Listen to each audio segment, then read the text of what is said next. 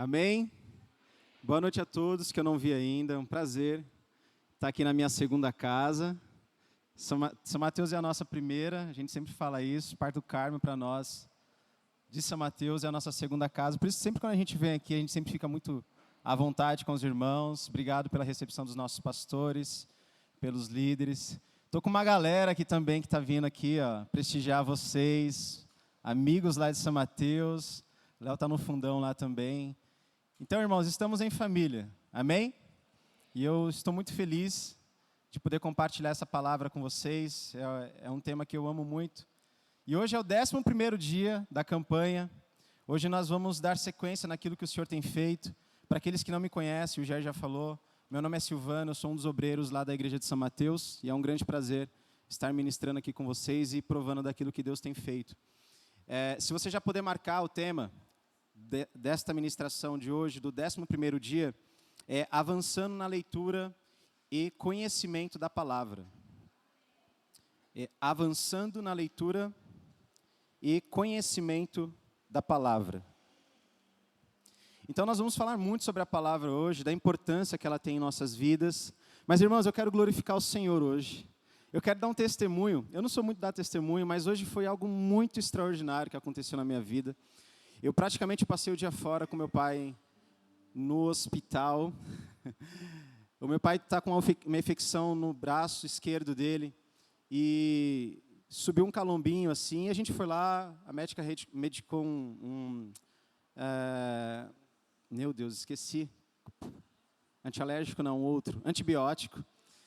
Só que meu pai também tem diabetes e ele tem pressão alta. Então, quando a gente vai, faz a triagem, faz a média pressão, vê o diabetes, e, irmãos, estava extremamente alto. A moça mediu lá e a pressão do meu pai estava 19 por 10. Quem conhece aí sabe. Eu perguntei para a moça assim, qual é o normal? Ela, 12. Falei, meu Deus do céu.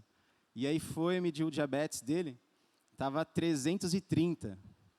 Quem sabe é muito alto isso também, né?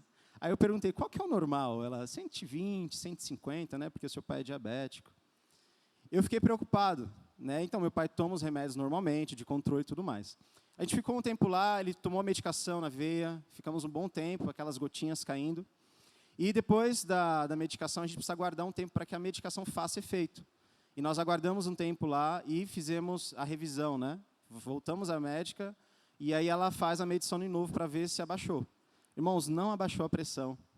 E aí te dá uma angústia por dentro, sabe? Porque pressão alta é um risco enorme de infarto. E a diabetes, então, é horrível. E assim, te bate uma angústia já por dentro. E aí a gente estava voltando novamente para a sala. A gente estava na sala de medicação. A moça fez essa medição, estava da mesma forma. E aí nós voltamos para a sala da médica. E a gente ficou tipo uns 2 minutinhos... uns 10 minutinhos das duas salas, esperando a médica chamar a gente novamente para ela passar uma nova receita, tomar um novo remédio para abaixar a pressão dele. Então, a gente ficaria mais um tempo lá, ele tomando mais uma medicação e depois aguardando a medicação fazer efeito. E aí, irmãos, naquele momento, sabe aquela coisa, parece que Deus vem assim dentro de você? Eu falei assim, Deus, eu acredito que o Senhor pode curar meu pai. E todas as vezes que eu oro, irmãos, é tipo um jargão meu. Eu oro assim, Deus, não há impossíveis para o Senhor. Não tem nada que o Senhor não possa fazer. Irmãos, e vocês sabem, quem mede pressão e a diabetes é algo preciso, não é algo de olho. Estava alto. Tomou o remédio e estava alto. E esses 10 minutos entre uma sala e outra, eu orei, eu falei, Deus, não há impossíveis para o Senhor. Eu acredito que meu pai pode ser curado. E a médica ela conversou conosco novamente, está alta ainda, e a gente voltou para a sala de medicação. E a médica falou assim, vamos medir de novo, vamos ver como é que está. Aí ela vem tirar a pressão do meu pai. Meus irmãos, em 10 minutos, a pressão do meu pai abaixou. Gente, é inacreditável. Eu não sou de subir e dar testemunho, mas assim, sabe como você sente Deus te encorajando a ter fé? De uma forma assim extraordinária. Aí a enfermeira que estava fazendo as medições, ela falou assim, vamos tirar também, né, da diabetes para ver. Porque a gente já faz tudo de uma vez só, para ver se ele vai precisar tomar medicação. Ele furou o dedinho dele de novo. Irmãos, a diabetes do meu pai abaixou também. Eu queria glorificar o Senhor com você nessa noite. Porque para mim, glória a Deus por isso, porque para mim foi extraordinário isso, irmãos. Porque de tudo que nós lemos e provamos, de testemunhos, do que ouvimos, de tantas pessoas contando, chega uma hora que você fala, isso pode acontecer comigo? E olha, isso vai marcar a minha história. Eu vou me recordar o resto da minha vida, o meu pai sentado na frente de uma sala, eu olhando para a médica, e eu orando, falei, Deus, o Senhor pode fazer.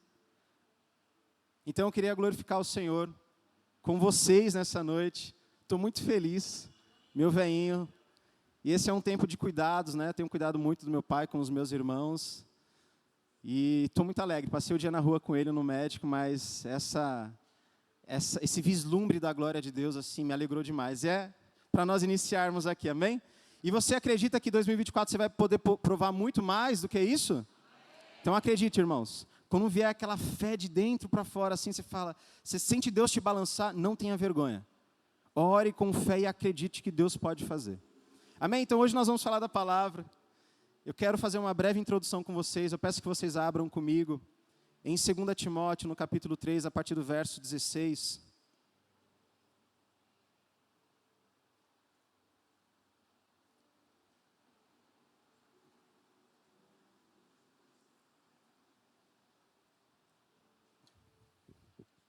Segunda Timóteo, capítulo 3, verso 16.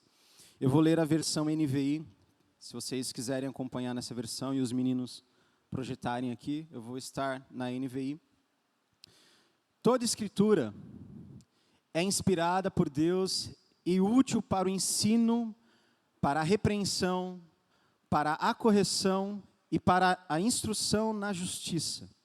Toda escritura é inspirada por Deus e útil para o ensino, para a repreensão, para a correção e para a instrução na justiça.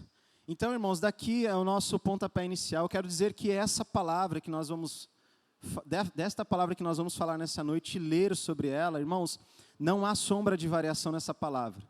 Não há nenhum tipo de dúvida sobre essa palavra, de como ela pode ser eficaz e de como ela inspirou homens a escrevê-la. Então, talvez nós possamos ouvir, no decorrer da nossa história, pessoas dizendo, mas foram homens que escreveram essa palavra. Sim, foram homens inspirados por Deus. Então, eu não tenho dúvidas, irmãos, que essa palavra transforma. Porque não são palavras de homens aqui, são palavras que o Senhor colocou dentro de homens, para que eles colocassem para nós, em tábuas de pedra, em pergaminhos, em papiros, e até que chegasse a nós nesta Bíblia. Então eu não tenho dúvidas, irmãos, que essa palavra pode nos transformar se nós aplicarmos ela na nossa vida. Eu não tenho dúvidas que essa palavra, irmãos, ela não tem prazo de validade. Eu posso ler um texto hoje e quando ler amanhã novamente os meus olhos vão ser abertos. Algo novo pode acontecer, porque há um renovar na palavra de Deus, porque ela é inspiração, ela foi inspirada por Deus para os homens. O Billy Graham falava uma frase muito interessante, que é, a Bíblia é mais atual do que o jornal que sairá amanhã. Então, irmãos, você pode ler um texto hoje, e ler esse mesmo texto na semana seguinte, e os seus olhos vão brilhar da mesma forma, ou até vez mais. Você pode começar a fazer uma leitura da Bíblia e ler ela em um ano inteiro, e quando você reler a Bíblia novamente no ano seguinte, vai saltar coisas novas dentro de você. Essa palavra, irmãos, não se desgasta, ela não se perde. O tempo não perece essa palavra. Entram reis, saem reis, governos são colocados e são tirados. Homens passam por essa terra e essa palavra permanece, irmãos. Então eu quero começar com você essa noite, este culto, dizendo que esta palavra ela é toda verdadeira e nós devemos colocar a nossa esperança nela. Isaías, no capítulo 4, no verso 8, diz assim que o capim murcha, o capim seca, as flores murcham, mas a palavra do nosso Deus permanece para sempre, imutável, inabalável, e é dela que nós vamos falar. Eu vou falar alguns textos e você pode ir marcando. Eu espero que você possa depois acompanhar na sua própria casa sobre esta palavra. E o Jair, ele só colocou a bola para nós chutarmos aqui. O Jair falou algo muito interessante, irmãos, que é como a Bíblia conta a história de Jesus de Gênesis e Apocalipse. De como nós vemos a representação de Jesus em tantas histórias, o pão e vinho, o repartir, a entrega do corpo e do sangue. De como nós vemos a Bíblia contando a história de um pai, fazendo a remissão, trazendo a remissão sobre os seus filhos. E quem é a palavra, irmãos? Eu quero ler o capítulo de João, capítulo 1 com você. João, nós vamos ficar um tempinho sobre o texto de João, capítulo 1, que fala a respeito da palavra. E eu quero te encorajar, irmãos, se você não entrou no grupo da Bíblia deste ano, de capa a capa, quem está no grupo? Deixa eu ver. Incentiva a galera para ler, gente, porque isso aqui é a nossa libertação. É o tema central da igreja, é a palavra, que é o próprio Cristo. E a gente está quase com 300 pessoas lá no grupo, lá, muita gente comentando sobre diversas histórias. Gente, e como é bom isso? As pessoas aprendendo de Deus, conhecendo Jesus através das Escrituras. E eu quero ler com você João, capítulo 1, a partir do verso 1.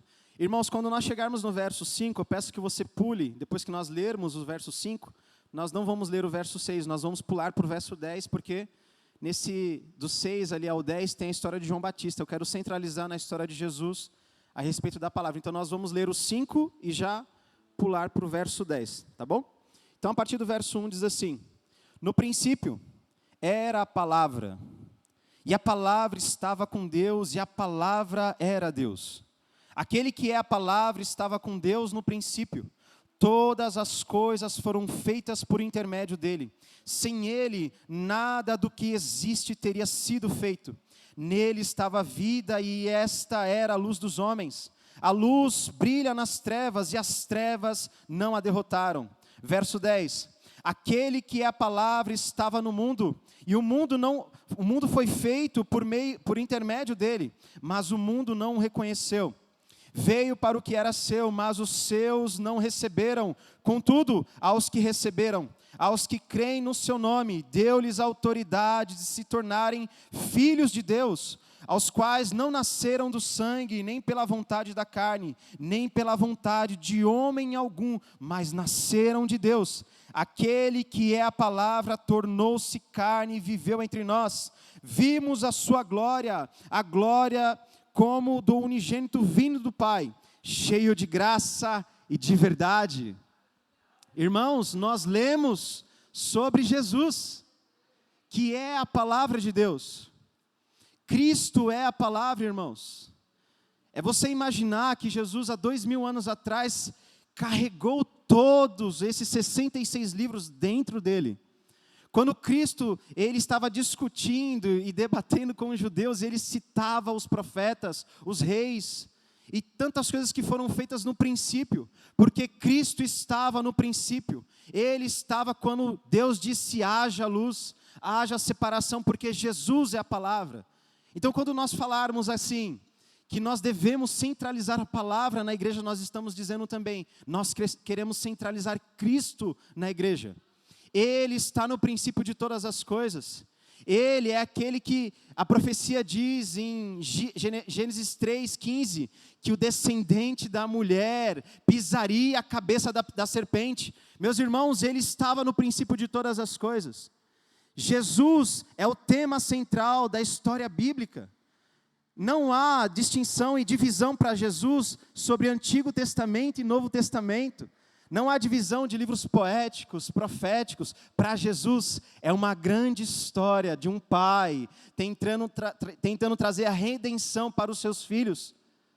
Então, para Jesus, irmãos, essa é a história da vida dele. Quando nós falamos sobre Cristo, falamos sobre a palavra. Quando nós falamos a respeito do que este púlpito deve ser o centro, o tema central, nós estamos falando da palavra, que é o próprio Jesus. Ele estava no princípio de todas as coisas, irmãos, e ele estará no fim delas. Quando João tem a grande visão dos céus abertos em Apocalipse 19, a partir do verso 11, quem estava lá? Quem era o cavaleiro branco que João viu, irmãos? Que tinha os seus olhos como chamas de fogo, a sua cabeça tinha muitas coroas, e o nome dele se chama Palavra de Deus. Cristo, irmãos, está no presente de todas as coisas, está no início de todas as coisas e estará no fim. E ele vem marchando com os exércitos do céu. Ele vem com uma espada afiada e ferirá as nações. E o seu nome é Rei dos Reis e Senhor dos Senhores. Cristo é a história central da igreja e Ele é a palavra, irmãos. Quando nós dizemos, nós iremos avançar em 2024 sobre a palavra, nós estamos falando, nós iremos avançar com Cristo. Ele é a história principal da Bíblia, irmãos. Cristo é o tema central desta Bíblia que lemos.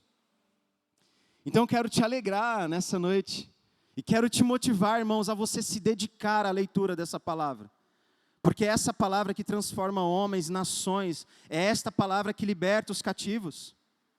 Cristo está no tema central de todas as coisas.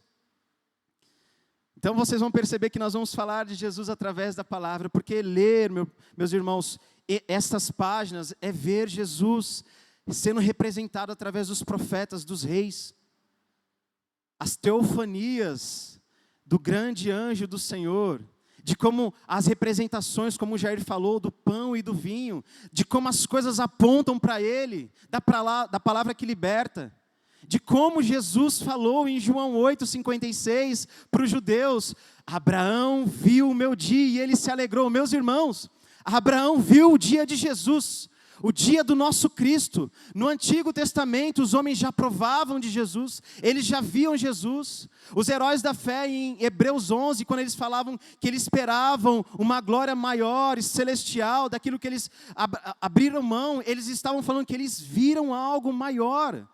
O tema central é a palavra, e a palavra é o próprio Cristo. Eu quero ler com vocês também, Hebreus capítulo 4, a partir do verso 12.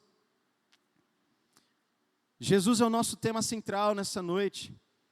E eu quero te encorajar muito nesse ano de 2024, que você se apegue a essa palavra como você nunca se apegou antes.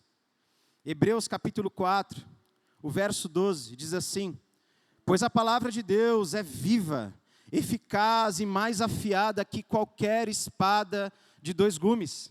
Ela penetra a ponto de dividir a alma e espírito, juntas e medulas, e é apta para julgar os pensamentos e as intenções do coração. Irmãos, está aqui, ó. Algo que quando penetra o seu íntimo, ela discerne você dos seus pés à sua cabeça.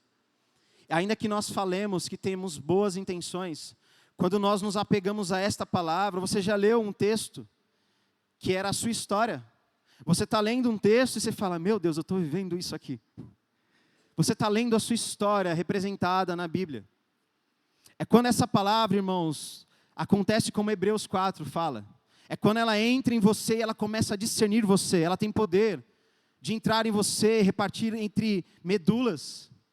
Ela pode discernir as suas intenções e nós podemos falar que somos bons. E quando nos apegamos a esta palavra, vemos que somos maus. Porque, irmãos, nós estamos falando de a única coisa que pode transformar o homem é esta palavra. Nós podemos ter bons conselhos, ter bons líderes, nós podemos participar de boas palestras, de bons eventos, mas, irmãos, isso não transforma o homem. Porque nós, depois de tantos anos de igreja, nós sabemos que a única pessoa que transforma o homem é Cristo Jesus. E quem é Jesus, irmãos? Cristo é a palavra. É por isso que quando você começa a ler de Gênesis, Apocalipse, e vem a palavra ao seu encontro, ela explode dentro de você, e você sabe quem você é de verdade. Porque ela tem poder para discernir você. É quando você pensa estar fazendo bom e bem, e aí quando você se depara com a palavra, ela te repreende. Quando a gente vai lá para 2 Reis, capítulo 22 e capítulo 23, vocês vão ver a história do rei chamado Josias. Foi um menino, um rei muito jovem, e aí nessa passagem fala que ele começou a reinar com 8 anos de idade. E a Bíblia, se vocês pegarem Crônicas e Reis, vai falar muito assim, geralmente começa assim: e esse andou nos caminhos do Senhor e o agradou. Ou esse homem, esse rei, desagradou o coração de Deus. Você vai perceber que no começo do texto já fala como foi o rei. E o rei Josias foi um bom rei. Esses 2 capítulos falam de um homem que estava inclinado a fazer a vontade do Senhor em Judá. Mas, irmãos, olha que interessante isso aqui. É muito forte. Leia esses 2 capítulos na sua casa depois. A história é grande, eu não quero me demorar muito, tem mais coisas para nós compartilharmos. Josias, depois do 18º ano dele de reinado, se eu não me engano, ele já estava com 26 anos de reinado, ele estava reformando o templo do Senhor, E ele manda o seu secretário até o templo e fala assim, olha, vai lá pagar os pedreiros, os homens que estão reformando o templo. E ele chega no templo, o secretário, o administrador, e ele encontra o sacerdote. E aí o sacerdote fala assim para ele, nós encontramos a palavra, o livro de Deus aqui dentro do templo. Irmãos, olha isso, ouve isso, pode ler que está lá. Nós encontramos o livro da lei aqui dentro. Se encontrou, irmãos, é porque estava perdido. Se eles encontraram a palavra, é porque ela estava perdida há muitos anos. Nós estamos falando de um rei jovem, bem posicionado e com ótimas intenções. E é aqui que eu falo para você como Hebreus 4 fala, como a palavra nos discerne e mostra que nós somos maus. Quando você lê os 2 capítulos, vocês vão ver isso. O Josias pede para que o seu secretário leia a palavra para ele. Irmãos, quando o secretário lê a palavra para Josias, ele rasga suas vestes. E ele vê o quanto ele estava errado. Ele estava reformando o templo. Ele estava tentando trazer Deus para o povo. Irmãos, e mesmo assim aquele homem não estava bem posicionado diante do Senhor. Quando ele se deparou com a palavra, irmãos, ela entrou nele assim, ó, e rasgou ele por dentro. E aí o que o Josias faz? Se desespera, lógico. E ele manda uma profetisa, fala assim, ó, diga o que o Senhor, fala o que o Senhor quer falar para nós aí. E aí você sabe, né? Deus não massageia não, né? Vou trazer ira sobre vocês, porque vocês abandonaram os caminhos do Senhor. E olha que esse homem estava bem intencionado, irmãos. Esqueça as boas intenções. Quem vai nortear a igreja está aqui, ó. A palavra irá nortear a igreja.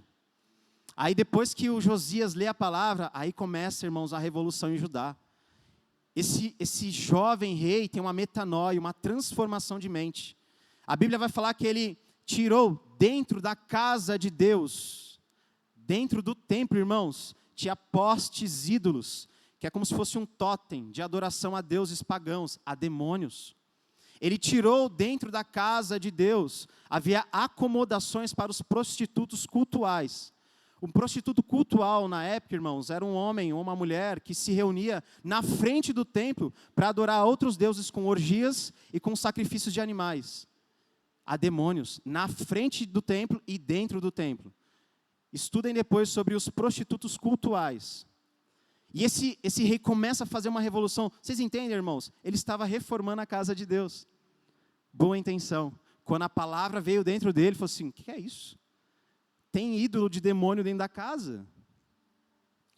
Irmãos, a palavra vai nos nortear em todas as coisas. Em alguns momentos, nós, como líderes e até como igreja de Jesus, nós às vezes talvez não tenhamos uma visão mais aberta, espiritual, de como as coisas estão acontecendo. Ou porque talvez tais coisas dão erradas. Irmãos, eu quero dizer para nós, como igreja, nessa noite, nós precisamos da palavra neste ano. Esse ano tem que ser um ano onde nós vamos nos apegar a esta palavra. Os olhos de Josias foram abertos depois que ele leu as palavras do seu Deus. Ele tinha ótimas intenções, irmãos. Ele sim estava no templo. Ele estava reformando. Olha só que coração grato a Deus. Quando ele se deparou com a palavra, os olhos dele foram abertos.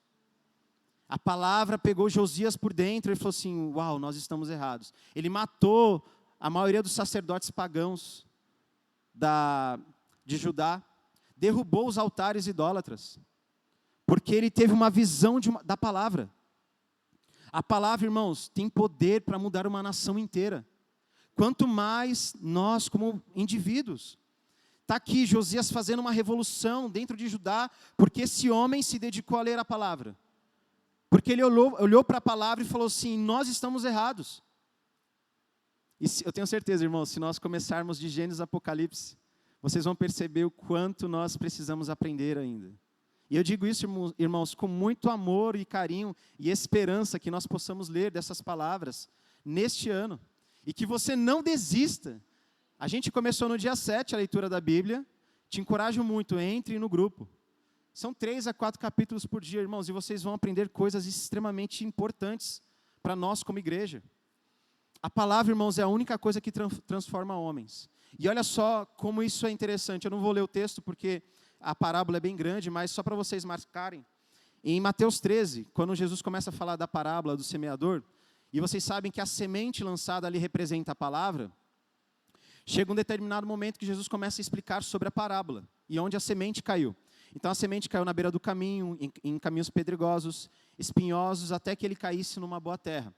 Chega um determinado momento, no verso 19, que Jesus diz assim, se os meninos puderem colocar aqui, quando alguém ouve a mensagem, está no verso 19 de Mateus 13, quando alguém ouve a mensagem do reino e não entende, o maligno vem e arranca o que foi semeado no seu coração. Este é o caso da semente que caiu à beira do caminho. Então, irmãos, quando nós falamos da palavra, a gente está falando da única coisa, guarda isso no seu coração, a palavra é a única coisa que pode transformar a sua história. Não é os bons eventos que nós temos na igreja, não são os bons aconselhamentos sem a palavra. Irmãos, nós estamos diante daquilo que é a única coisa que pode mudar a nossa história. Então, pensem bem, irmãos, quando nós viemos à igreja cultuar ao Senhor, você se depara com uma palavra de bênção, de prosperidade, de cura, o tema central hoje é a palavra, e você sai daqui e as pessoas te perguntam, qual foi o tema do culto esta noite? Irmãos, sabe o que é isso? Nós precisamos esclarecer isso. O diabo roubou de você a única coisa que poderia transformar a sua história. É a Bíblia que fala isso. Quando você não se dedica a entender a palavra, talvez se vier alguém aqui muito eloquente, talvez a gente se perca, mas nenhum pregador deixa a gente perdido, ele vai explicar até a gente entender. Mas às vezes, irmãos, a gente está diante de uma palavra que às vezes é até simples, para o dia a dia, para nos mantermos firmes. E a gente sai por aquela porta ali, e a semana a palavra não surte efeito nenhum. E se alguém te perguntar assim, qual foi a palavra ministrada? Qual foram os 10 primeiros temas da campanha? Quem foi que marcou? Eu não estou querendo enaltecer a campanha, não é isso, irmãos, é porque realmente nós saímos daqui às vezes vazios. O diabo rouba de nós a única coisa que pode nos transformar, irmãos. Você tem noção do que é isso? A única coisa que pode mudar a sua casa, o diabo roubou. A única coisa que pode libertar, talvez um cativo que você conheça. Talvez você está vindo aqui buscando algo do Senhor há alguns anos, alguns meses, alguns dias. E a gente se apega a tantas coisas, a gente esquece do melhor momento do culto, que é a palavra. Porque a palavra, irmãos, é o próprio Cristo revelado. Quando os homens e mulheres de Deus sobem aqui, os jovens da nossa casa sobem aqui, eles estão falando de Jesus. Eles estão falando do único tema da história que pode mudar a nossa casa, a nossa vida. O tema central da igreja é Jesus, porque Ele é a palavra. E quando o diabo rouba Jesus, que é a palavra do seu coração, irmãos, não adianta nós lutarmos. Então, de ano após ano, dia após dia, meses, eu quero dizer a vocês, irmãos, se dediquem a manter a palavra nos seus corações. Porque quanto mais você lê essa palavra, mais ela começa a fazer sentido para você. Quanto mais você lê, irmãos, eu estou na sexta leitura da Bíblia. E claro, para a glória de Deus. Mas olha só, eu tenho quase 14 anos de ministério. São só 6 leituras da Bíblia. Eu acho que ainda estou para trás. Mas ainda estou bem que eu estou lendo. E todas as vezes que eu começo a ler a Bíblia, eu falo, nossa, eu não vi isso ano passado. Tem uma coisa tão simples que eu li esses dias. Quando as filhas de Ló embriagam o seu pai para ter relações com Ló, que é um incesto, vai nascer dali, irmãos, 2 nações inimigas de Israel para o resto da vida, os moabitas e os amonitas. São 6 vezes a leitura da Bíblia, e quando eu volto eu falo, nossa, eu nunca tinha visto isso aqui. Porque ela continua a se renovar sobre nós. O Spurgeon fala uma frase incrível, ele fala assim, ninguém supera a Bíblia. Quanto mais você lê ela, mais ela se expande e se aprofunda. Você pode ler ela hoje, quando você voltar para o mesmo texto amanhã, está mais largo. Você fala, nossa, mudou alguma coisa aqui. Você volta no ano seguinte, você fala, meu Deus, está mais fundo isso aqui. Porque quanto mais você lê ela, mais ela se expande, irmãos, e você quer conhecer essa palavra. Então, é disso que nós estamos falando, irmãos. Dessa palavra que vai te renovar o ano inteiro. E olha só, irmãos, eu quero que você me ame um pouco mais disso que eu vou falar para vocês. Eu não estou falando mais de nós só termos uma caixinha de promessas. Que é muito bom, irmãos, para os irmãos que são novos convertidos. é muito bom assim, abrir a caixinha de promessa e ter lá uma promessinha para você começar o dia. Meus amigos, nós precisamos firmar os nossos pés nessa palavra. Ler com dedicação e com fome, com sede. Você fala, Silvana, eu não gosto de ler. Eu queria dar testemunho para o Vitor falar da história dele. Um dia, quem sabe, o Vitor vai falar sobre essa questão de leitura. O Vitor falava, eu não gostava de ler. Hoje é um doido. Fica lendo e mandando tantas coisas. Chega uma hora, irmãos, que Deus vira uma chave dentro de nós e nós precisamos ter coragem de entrar nesse rio. E você vai se perder às vezes, você vai falar assim, meu Deus, eu não entendi nada. Peça ao Espírito que Ele te dê discernimento, Ele dará a vocês, porque Deus procura tais homens. Irmãos, em tempos de calamidade, quando nós chegarmos em dias tão difíceis, prestem atenção. Os homens e as mulheres que se levantarão são aqueles que terão a palavra nos seus lábios. Os coaches não vão nos ajudar, irmãos. Os governos não vão nos ajudar. Deus colocará homens e mulheres e jovens que se apegaram à palavra de tal forma que a palavra faz parte da vida deles. E não é o tanto que você decorou ela. O Bob Sorge fala uma frase seguinte, não é o quanto você decora a palavra, mas o quanto ela é viva dentro de você. É o quanto você vive ela no seu dia a dia. Tem um homem chamado Esdras na Bíblia, que foi, talvez, irmãos, para mim, ele foi o maior escriba da Bíblia. Um homem que se dedicou a ler e entender a palavra de Deus. E um escriba na Bíblia era um homem que conhecia as histórias e passava para os pergaminhos. Ele escrevia as profecias. E esse homem, ele se aplicou na palavra. Eu vou ler o texto com vocês em Esdras, capítulo 7, verso 10. Esdras, acho que fica mais fácil para os meninos projetarem para nós. Esdras 7, 10 diz assim, pois Esdras tinha decidido dedicar-se a estudar a lei do Senhor e a praticá-la e a ensinar os seus decretos e mandamentos aos israelitas. Meus irmãos, vocês não vão encontrar, de verdade, eu acho difícil, só Jesus é claro, mas um homem que se dedicou como Esdras, muito difícil. Porque Esdras, ele tem um próprio livro dele. Quando você for ler Neemias, que é o livro seguinte, vocês vão perceber que são livros contemporâneos, eles acontecem na mesma data, e alguns dizem que até o livro de Neemias foi escrito por Esdras. Então, ele está intrinsecamente ligado. E o Esdras, irmãos, ele está naquele momento pós-Babilônia. Ele está vindo depois de um cativeiro de 70 anos. Zorobabel veio na frente com um grupo de judeus para restaurar o templo, depois veio Esdras para restaurar a palavra em Jerusalém, depois veio Neemias para restaurar os muros. E, irmãos, a Bíblia fala que esse homem se dedicou. E olha que interessante. Ele se dedicou a estudar a palavra, a praticar a palavra e a ensinar a palavra. Então, para nós, irmãos, que estamos nos lançando nesse ano na leitura, a dedicação em estudar a palavra ela é importante, sabe, porque ela começa a virar uma prática de vida, que nos dá respaldo para ensinar. Então, se você é um bom líder de célula, irmãos, encorajem os seus liderados a ler a palavra. Não é a nossa história, é a história de Jesus, é a história de Deus. E Esdras se dedicou. Esse homem está presente, irmão, no pós-cativeiro babilônico, e ele está dedicado a estudar essa palavra, praticá-la e ensiná-la.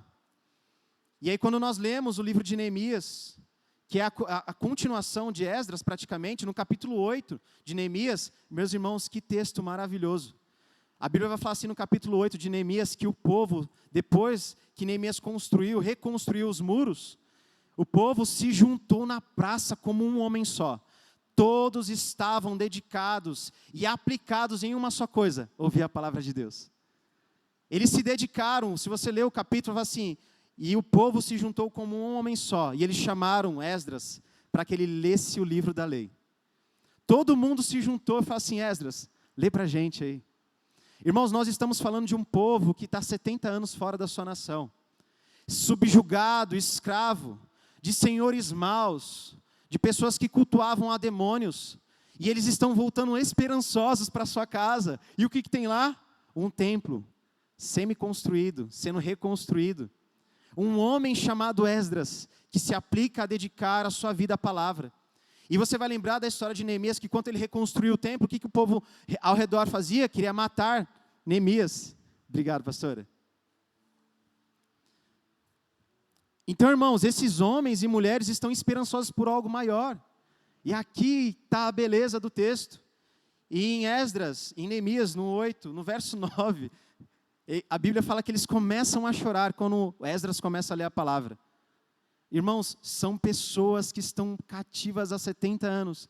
Eles não ouviam mais as seguintes palavras: Deus tem uma promessa para nós. A promessa de herdar a terra prometida em que mana leite e mel. E se nós servimos a este Deus, Ele será o nosso Deus e nós seremos o povo dEle, povo exclusivo deste Deus. Meus irmãos, são 70 anos escravos, sem uma palavra de esperança. E aí eles se reúnem todos juntos. E aí Esdras começa a ler a palavra e eles começam a chorar. Irmãos, só essa palavra pode trazer esperança para nós. É por isso que eu digo, irmãos, nós precisamos nos aplicar nessa palavra. São esses homens que o Senhor irá usar em tempos de calamidade. Em tempos difíceis da nossa nação, da nossa igreja, Deus usará homens e mulheres e jovens que se aplicaram na sua palavra, porque as nossas palavras caem por terra, irmãos. Eu posso me colocar a produzir coisas, a produzir coisas, a produzir coisas, até o tempo, sabe o que vai acontecer? Vai acabar. Porque eu sou finito, eu sou temporal. Mas quando você, que é um bom líder, você vai aconselhar, você está em tempos difíceis, você abre a palavra, irmãos, vai jorrar águas vivas sobre o povo, e não vai cessar, porque essa palavra continua a se renovar, e serão tais homens que Deus irá usar, que se dedicam à palavra, que quando tem tempo no almoço, eles preferem ler a palavra do que entrar no TikTok. Não estou falando contra nenhum tipo de aplicativo, irmãos. Eu estou falando de zelo e amor por algo maior. E é um chamado para tais homens nessa noite. Amém? Essa palavra é para nós, irmãos. E eu quero buscar isso. Eu sei porque essa é a única palavra que vai nos transformar, irmãos. Porque ler dela é ler Jesus. Falar dela é falar de Jesus. Quando o apóstolo Paulo está passando pela igreja de Tessalônica, em Atos dos Apóstolos, no capítulo 17, ele vai falar assim, mais para baixo. Ele chega na cidade de Bereia e fala assim: nossa, os bereanos eram mais nobres quanto a palavra. O capítulo 17 fala, Paulo ministrando na sinagoga de Tessalônica, e ele ministrou a palavra. Mas quando ele chega na Bereia, irmãos, os bereanos eram os homens que Paulo falava e eles estavam lá lendo a palavra. Será que é isso mesmo que Paulo está falando? A Bíblia chama os bereanos, irmãos, de nobres. E cadê os bereanos? Morreram, esperando o dia do Senhor. Mas olha o testemunho desses homens.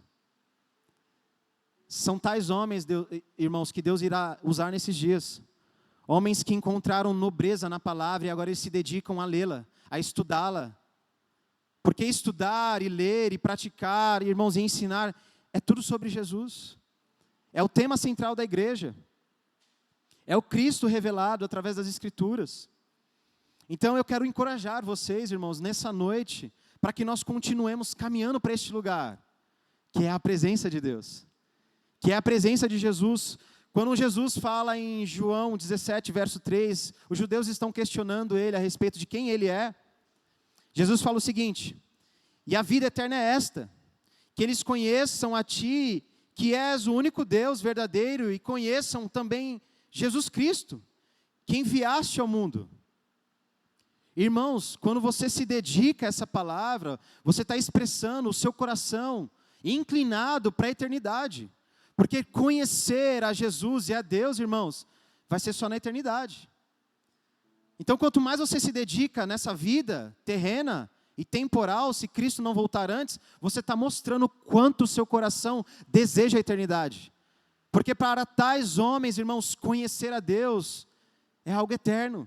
Então eu começo de Gênesis 1 e vou até Apocalipse 22. E, irmãos, há uma sede insaciável. Porque quanto mais nós buscamos dessa palavra, mais ela nos faz caminhar. Porque isso, irmãos, é dedicação à eternidade. É alguém que perdeu o senso do que é só a vida terrena e agora eles têm os olhos firmados na eternidade. É o que a Bíblia fala em Hebreus 11. dos homens que passaram por essa terra não provaram do que era maravilhoso da promessa, porque os olhos deles estavam fitos numa cidade celestial, incorruptível. E tudo é a palavra de Deus. Tudo é, irmãos, sobre essa palavra. E eu quero dizer a você que essa palavra vai mudar a sua casa, amém? E para aqueles que têm trabalhado, são homens que estão talvez com carteiras registradas, são empreendedores, irmãos, a palavra que nos prospera também. Porque, irmãos, talvez há uma ansiedade no nosso coração de trabalhar, de recursos, e nós esquecemos que quem prospera o homem é a palavra. Eu quero ler o texto com vocês, de Josué, capítulo 1, no verso 8.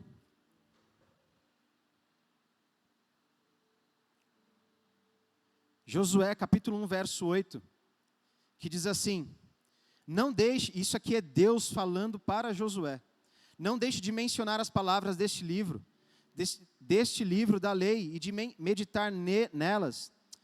Não deixe de mencionar as palavras deste livro da lei, e de meditar nelas de dia e de noite, para que você cumpra fielmente tudo que nele está escrito.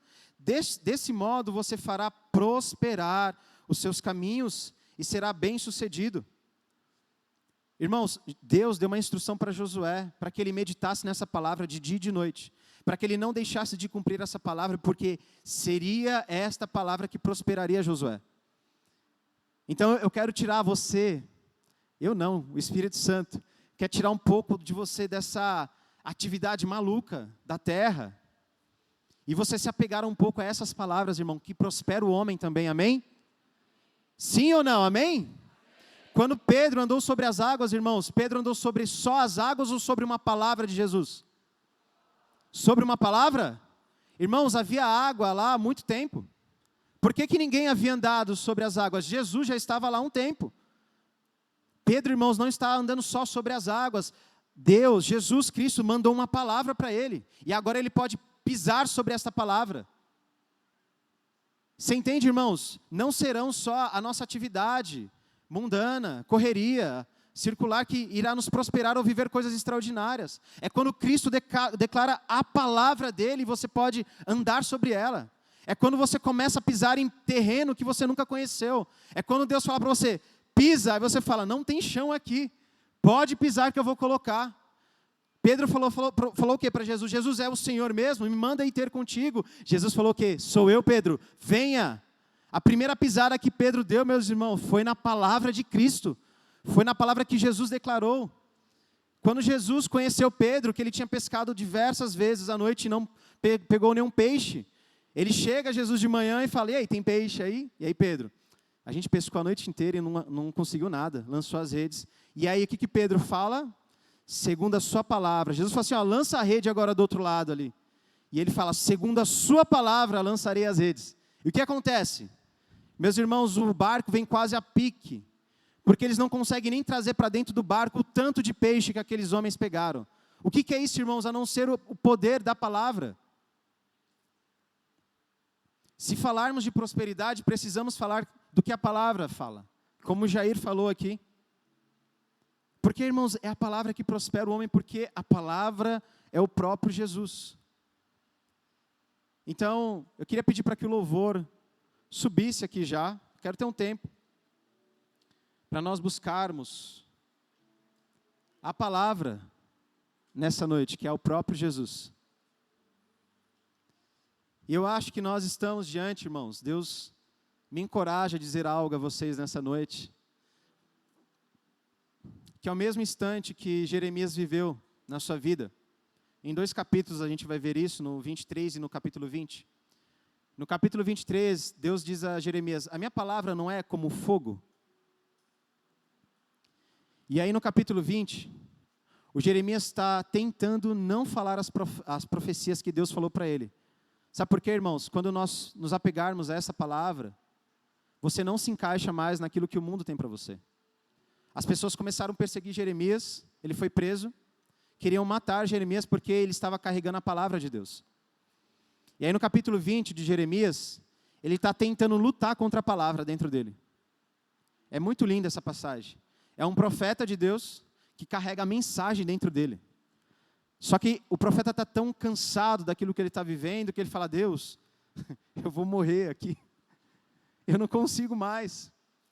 Mas ele continua falando assim, mas eu estou tão cansado de lutar contra a sua palavra dentro de mim, que eu não posso mais, agora eu vou me render a ela. É um homem, que, irmãos, que ainda que por perseguições que estava passando, que com medo de declarar a palavra, ele se rende no final de tudo. E ele declara, Jeremias é o profeta que declara o exílio, a prisão dos israelitas de 70 anos. Quem quer ouvir uma profecia dessa, meus irmãos? Ninguém quer ouvir. E havia diversos profetas que estavam falando assim, o Senhor vai dar liberdade para nós, vai dar vitória. E aí Jeremias chega assim, Deus vai mandar a gente cativo para a Babilônia, 70 anos. Ninguém quer uma mensagem dessa, irmãos. Mas o Jeremias carregava a palavra dentro dele. E essa palavra, irmãos, insistia para que ele se posicionasse. E eu quero orar com vocês por essa palavra que queima. Vou pedir para que você se coloque de pé nessa noite.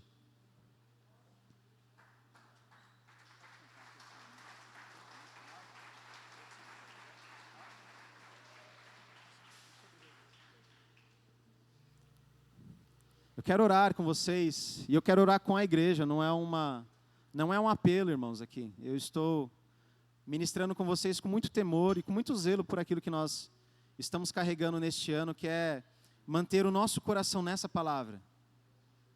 E eu queria orar com a igreja, chamar você aqui para frente, você pode vir, para que os obreiros imponham as mãos sobre você nessa noite. Pode vir, irmãos, não precisa ter vergonha não, nem medo, nós estamos em família. Nós queremos lançar uma palavra profética para você nessa noite, sobre a palavra que é o próprio Cristo. Nós vamos profetizar aqui, e com muito temor eu queria dar essa direção para nós, que somos líderes, para nós orarmos por este povo, para que uma palavra comece a queimar no coração deste povo e nunca mais se apague. Da mesma forma que essa palavra queimou no coração de Jeremias e não deu mais descanso para a vida dele, ao ponto dele não conseguir mais viver uma vida medíocre, apenas com as suas vontades. Eu quero orar com esse peso, irmãos, sobre nós. Porque, irmãos, tudo que Deus tem para nós não nos acrescentam dores. Nós estamos falando de um Deus que cuida, que é Pai, que é bondoso, que é amoroso, mas nós estamos diante de um Deus que é totalmente justo. E eu acredito que Deus tem um tempo novo para nós, amém? 2024, irmãos, é um ano de avançar sobre esta palavra, em dedicação sobre esta palavra, em acreditar desta palavra, conhecer esta palavra que é o próprio Cristo de Deus. Então o Nixon vai ministrar uma canção aqui que nós louvamos, que fala só sobre Jesus, que o tema central dela é Jesus, irmãos, e a palavra é o próprio Cristo revelado. Então cantar sobre Jesus é cantar a palavra, é falar dela, e nós vamos orar também para que o Senhor ative em nós algo novo, para que nós possamos buscar aquilo que a palavra diz. Se você se dedica a buscar os dons proféticos de 1 Coríntios, irmãos, é porque você está ampliando a sua visão na palavra, você está lendo, Deus prometeu, então nós podemos perseguir essa palavra. Irmãos, igreja, persigam palavras proféticas nesses dias. Se alguém profetizar a você e o Espírito confirmar no seu íntimo, persiga palavras. Comece a perseguir e ser insistente sobre palavras que foram lançadas. Quantos profetas temos aqui, irmãos? Quantos homens que Deus levantou para restauração da sua igreja? Quantos homens têm feito? Quantos homens estão aqui, as suas mãos queimam para impor sobre pessoas essas mãos para que as curas aconteçam? Palavras de profecia. Irmão, se Jesus lançar uma palavra no seu coração e o Espírito confirmar, siga, persiga essa palavra. Nós estamos falando de coisas extraordinárias. Então, coloque seu coração na presença do Senhor. Comece a orar a Ele. Jesus, nós estamos rendidos ao Senhor. A sua palavra é como um fogo e martelo que esmiuça a penha, Jesus. Outro nome igual. Esse nome é a palavra de Deus. Maior que a terra, céu e mar.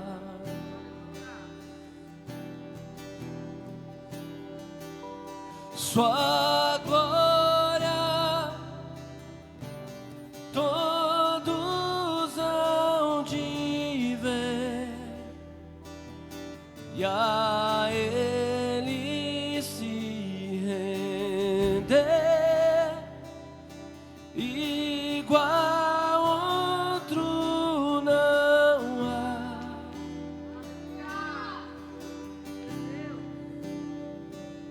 Sua face brilha mais que o sol,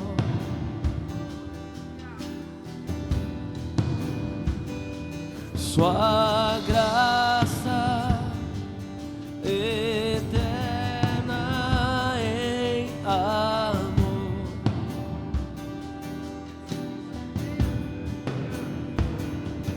O Rei que soberano está, em glória reinará, igual outro não há. Erga os olhos, o Rei chegou, a luz do mundo nos alcançou. Não há um nome igual, não há um nome igual. Cristo é o Senhor,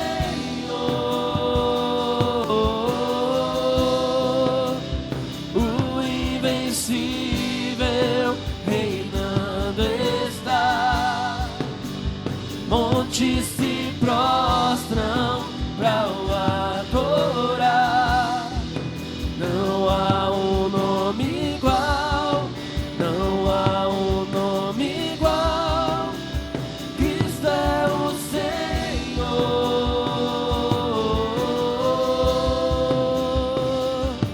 em Deus a esperança cheia.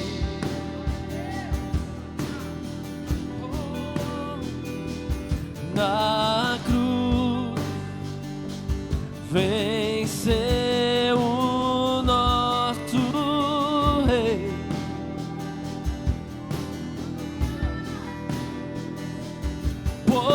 poder que a morte não venceu. Na cruz vida nos deu, igual outro não há. Erga os olhos. Erga os olhos, o Rei chegou, a luz do mundo nos alcançou. Não há um nome igual, não há um nome igual. Cristo é o Senhor,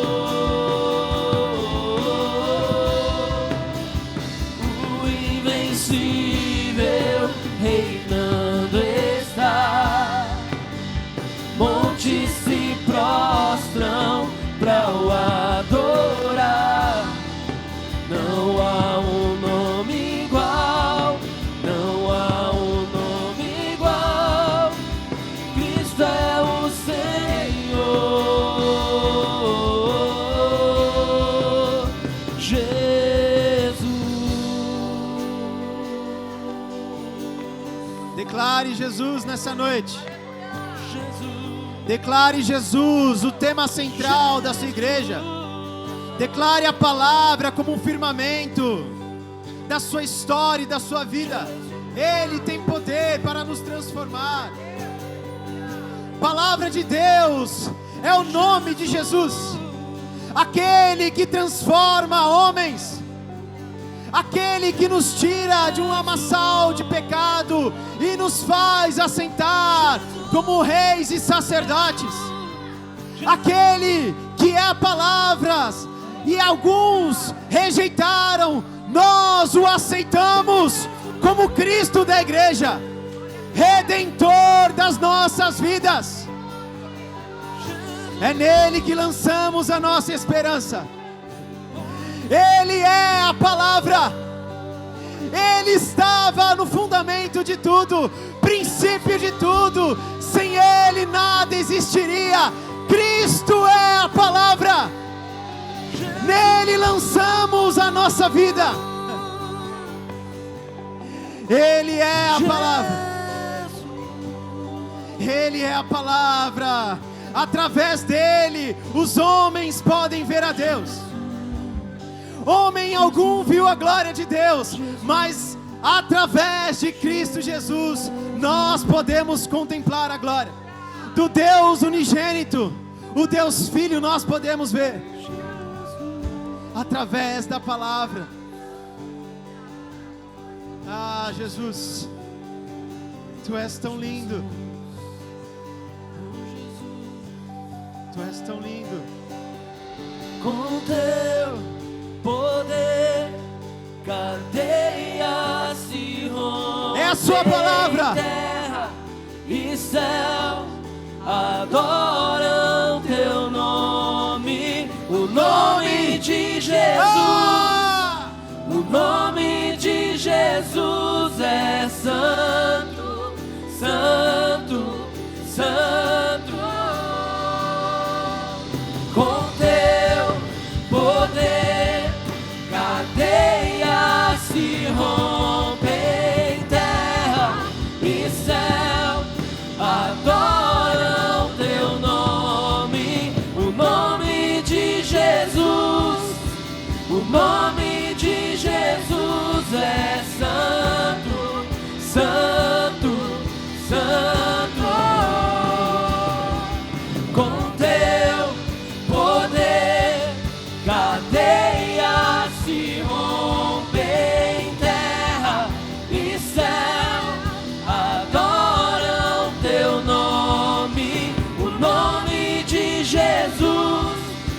O nome de Jesus é santo, santo, santo. Jesus, nós oramos, Jesus. Nós oramos, Jesus, nessa noite. Deus, nós oramos para que a mesma palavra que queimou em Jeremias queime em nós. Nós oramos, Jesus, para que nesses dias haja fome e sede, não mais de um pão perecível terreno, não mais de uma água terrena, mas nós queremos da palavra que é eterna, atemporal, Jesus. Dai-nos de beber desta água que jorra do Senhor. Nós estamos, meu Pai, como aquela samaritana. Meu Pai, talvez pela nossa incredulidade nós nem sabemos quem é aquele que está diante de nós.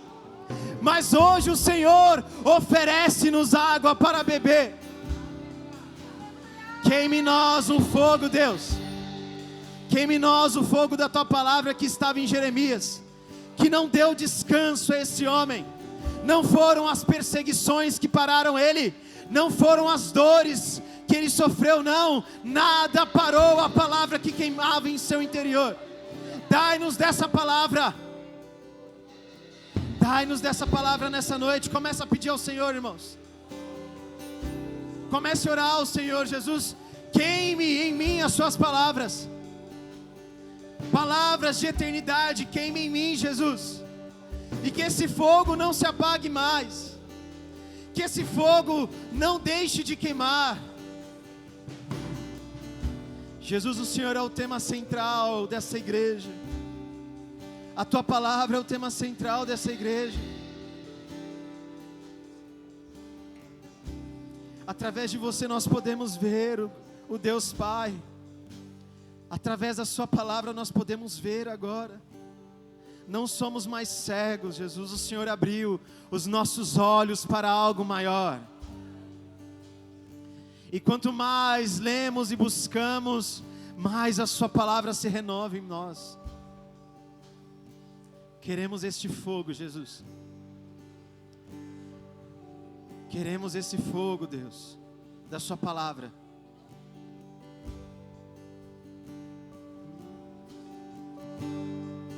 Queremos. Eu só quero tua presença. Desejamos. Hoje não vou te pedir nada, só quero levantar a minha voz pra te dizer que a tua graça já me basta. Eu só quero tua presença. Hoje não vou te pedir nada, só quero levantar a minha voz pra te dizer que a tua graça já me basta. Eu só quero tua presença. Hoje não vou te pedir nada, só quero levantar a minha voz pra te dizer que a tua graça já me basta. Eu só quero tua presença. Hoje não vou te pedir nada, só quero levantar a minha voz pra te dizer que a tua graça já me basta.